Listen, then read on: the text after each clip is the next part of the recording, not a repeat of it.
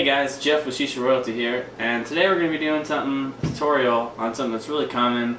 A lot of people don't really think about it, and they ask a lot of questions like, how do I do it? Like, other than just the basics, I'm going to teach you the more advanced ways. Today I'm going to teach you how to clean your bowl. And if you've smoked out of one bowl for a while, the shisha will actually get burnt to it, as you've seen, and it'll have like the black ring around it and stuff like that. And it might, even with Vortexes, it might plug up the holes and your draw might be restricted. Here's a way to fix that.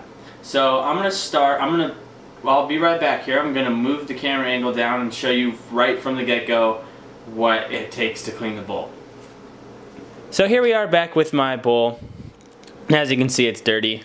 It's got shisha in it. And I'm gonna start from the beginning basically on how to clean it. I obviously ripped the foil off already. It's right there. It's right here. There's the foil. So, you know, plain and simple, you want to scoop out all the shisha first because you're going to be washing in the sink and you kind of want to get it all out. So we're just going to scoop it in the trash can. As you can see, it's pretty charred. Usually shisha will last you, depending on your brand, it should go through at least 2 to 3 sets of coals, judging on your heat management. But as you can see, kind of just scrape it out. I use tongs. I have a set of tongs for shisha and a set of tongs for coals.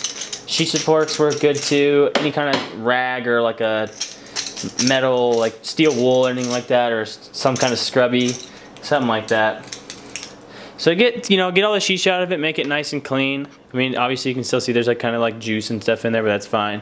Get it to this state, and then be right back. All right, here your next step is just to use any sink to get the rest of the juice out. I mean, you can skip this step if you want to, but this is like just basic cleaning. Especially if you're gonna change flavors, I'd recommend doing this. Obviously take your paper towel grommet out, or grommet, whatever you have in there. Now all you're gonna do is pretty simple. It's just, I'd recommend cold water. Just kind of rinse it out. As you can see, you'll see a lot of like brown come out because it's just straight shisha juice. And I use a sponge, or any kind of steel wool will work too. Something you can scrub it with. It's got to have like a hard surface on it. Give it a nice scrub. Get out some. Yeah, you can see I got some. This will help remove a lot of the stuff that's kind of stuck to it. And you'll see like a lot of the water turn brown because I just got a lot of it out.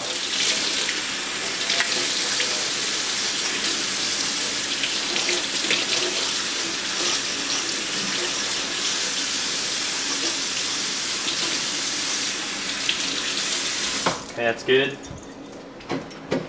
Now you can either if you want to smoke it right away, you can dry it off. The way I do it is I clean all my bowls at one time, flip the paper towel upside down and just let the bowl kind of dry like that and then come back to it.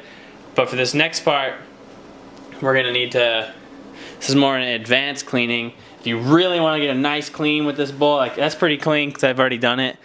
But if it gets really bad and all clogged up, you can see there's some blacks, scrubby, like some black, like burnt churn marks in there. You can see them, nice and fucking charred. So I'm gonna teach you how to get that off. That can come off, and there's a really simple way to do it. And you're only gonna need. All right. So here we have our boiling water in a pan. You know, just you want. Okay, the pan size depends on how big your bowl is. I would say rule of thumb is you actually want to get the bowl, if you can stand it up like so, completely submerged under the water. You can put it on its side, that's fine, but when you stand it straight up, the flow will actually go, like, because the heat will make the water rush through it, and it'll clean it out a lot better. But that's just my opinion. But I use, this is the only big pot that I have, because they just moved into my new place, so I don't really have that much stuff yet. But we work with what we got. Alright, so what you're going to do here is you're actually going to take your bowl and you're actually going to set it inside this pot. Use tongs because shockingly, boiling water is really hot. Shockingly, I know. I'm trying to get this standing. There we go. And as you can see, it kind of sticks out a little bit. That's fine. And it will flip over because the force will push it over. But you can leave it on its side. If you can't get it standing, I would say that too. But you're going to want to leave this in for about 3 to 5 minutes, let it boil, and then you're going to take it out using your tongs. Remember, this bowl is going to be hot. Take it out, and then you're going to use a sponge or your steel wool or whatever you're using to scrub it with. You can even use your tongs to scrape.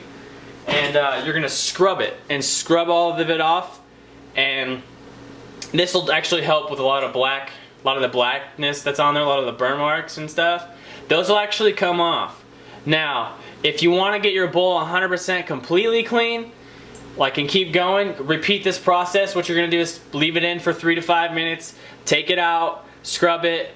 But be warned here for people that don't know this with glass. If you rapidly cool glass, it will crack. Same thing with ceramic. If you let this sit in here for 5 minutes and put it in something cold, it'll crack. So be careful. It's really brittle when it's hot. Just don't drop it, nothing like that. It's the same thing. Just take it out slowly, and I'll come back to you. As you can see, I have it just sitting in there. I'd say 3 to 5 minutes, and I'm gonna come back to you in about 3 minutes. So now what you're gonna do, I'd recommend grabbing some sort of towel to protect your hands from burning.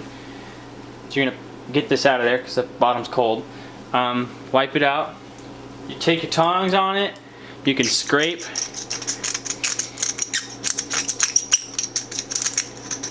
This will help. You can hear it kind of scratch. You see, I'm getting scratching it off. I've already did this like 2 days ago and didn't think about recording it. So I really don't have that much to lose. But this does help out a ton with really dirty bowls, especially Vortex, because the spire likes to the clog with all the black shit. So, but word of advice, when doing this with the Vortex, be very gentle with the spire, or that will happen. You will break it. Be very gentle. Like, you don't have to be like just kind of barely touch it. Don't shove anything in the spire, because that's usually how we break them. People like to take like wire brushes and stuff after they do this and shove it through the spire. It'll work if you be really gentle with it, but if you pull on it, it'll snap right off. And if you do break it, don't get rid of your Vortex, because your Vortex just became a funnel. So yeah, as you can see, I'm losing some pretty big chunks here. Don't need this anymore. It's still pretty hot, but got experienced hands, I guess you could say. Now, mine's pretty clean, so I don't see the need of putting it back in. But it's not going to get it all the first shot like that. If you want it to be cleaner, you can put it back into the pot and let it boil for another 5 minutes, and then 3 to 5 minutes, then pull it out and repeat the process until it's as clean as you want it to be.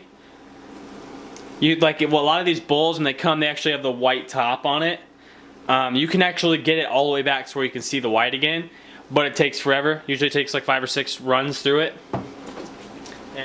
So that's that. That's how you clean your bowl really, really extremely. Especially if you're with your Vortexes or any of your bowls are starting to get restricted draw, or you're getting black chunks falling down your stem, this is a way to really get rid of it and really, really give your bowl a really deep clean and almost make it brand new. And like I always say, to people that are wondering about Seth actually moved across town and now lives in another city. And for our Arizona viewers, I'm in Phoenix and he's in Tempe, so it makes it really hard to do reviews. My roommate Josh will be in some of these videos. You might see Connor in some of them, but mainly they're probably going to be just me. But Seth's going to come down here as much as he can. We're still going to try to do as many videos as we can. We're still running Shisha Royalty every Tuesday and Thursday, so stay tuned. Like the videos, comment the videos, subscribe to our channel, and this has been another review brought to you by Shisha Royalty. Can you tell from the look in her